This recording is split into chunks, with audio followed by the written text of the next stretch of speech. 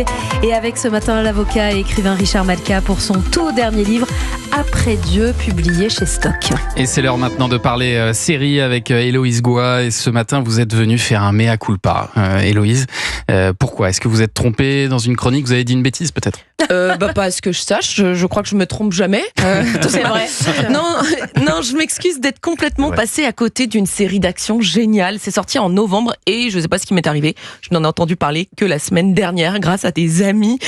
L'occasion d'apprendre que Chacal en anglais se dit J. Cole, puisque cette série britannique s'appelle The Day of the J. Cole. Ce Chacal, c'est un excellent tueur à gages, un sniper de haute volée qui accepte, moyennant quelques deniers, de tuer discrètement des personnes très très importantes. Vous pouvez l'atteindre ? Ça vous coûtera très cher. Comme je vous l'ai dit, le prix de départ est de 10 millions de dollars. Multipliez ça par 10 et nous pourrons discuter sérieusement. La moitié à la commande, l'autre après la mission, et vous payez mes frais. Bon, pour que la série nous tienne en haleine pendant 10 épisodes, vous l'imaginez bien, il va arriver quelques bricoles à notre Chacal. Une agente du MI6, le renseignement britannique, ne lâche pas le morceau. Elle traque ce mystérieux tueur aux 4 coins de l'Europe. C'est le début d'un jeu du chat et de la souris divertissant comme on aime. I will find him and I will kill him myself.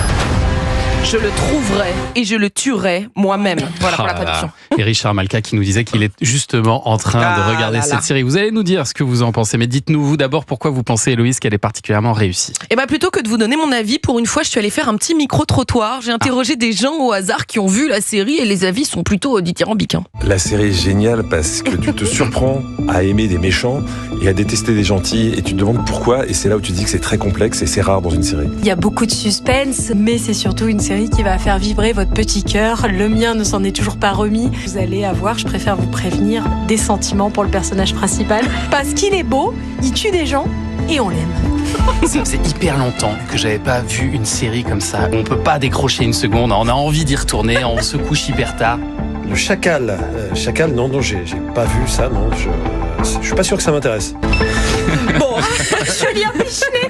Oh, le micro-trottoir, j'adore. vous avez reconnu ces voix et l'optimisme débordant de Julien Pichenet, c'est normal. Tout est vrai, ceci dit, dans ce que vous dites. Oui, on a tous participé. Voilà, vous avez peut-être reconnu nos voix. Et si le pseudonyme du Chacal vous dit quelque chose, c'est normal aussi. Il s'agit d'abord d'un thriller publié en 71 par Frederick Forsyth. Dans ce livre, des membres de l'OAS engagent un tueur à gages surnommé le Chacal qui a pour mission d'abattre le général de Gaulle. Ah ouais. En 97, le Chacal devient un film avec Bruce Willis et Richard Gere. Le tueur doit cette fois éliminer l'un des politiques les plus importants des États-Unis. Alors le point commun entre toutes ces versions du Chacal, c'est ni le général de Gaulle ni Bruce Willis, mais bien la personnalité insaisissable de ce tueur solitaire qui change d'identité et de passeport comme de chemise. Et c'est vrai, Anissa, qu'on s'attache à cet homme, malgré ses meurtres en série. On est qu'on attendri. s'attache. Oui, mais vous êtes très amoureuse. J'ai envoyé des lettres, des demandes. On est attendri. Sans réponse, bien sûr. Continuez.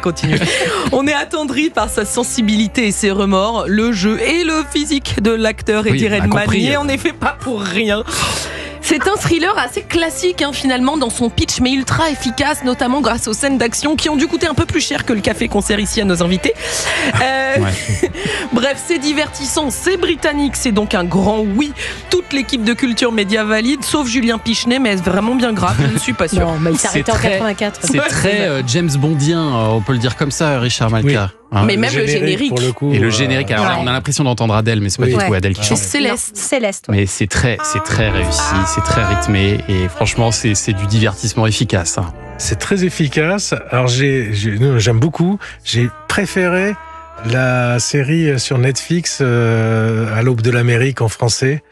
Un western assez violent. Je vous la conseille aussi. D'accord. Alors d'abord une petite note pour ce Chacal, pas Julien Pichenet, mais la série. Je mets 4,8 sur 5. C'est une excellente. C'est génial, on valide tous de toute façon. Bien sûr, The Day of the Jackal. Cette série est à retrouver donc sur Prime Video, la plateforme d'Amazon. Merci Héloïse Goua.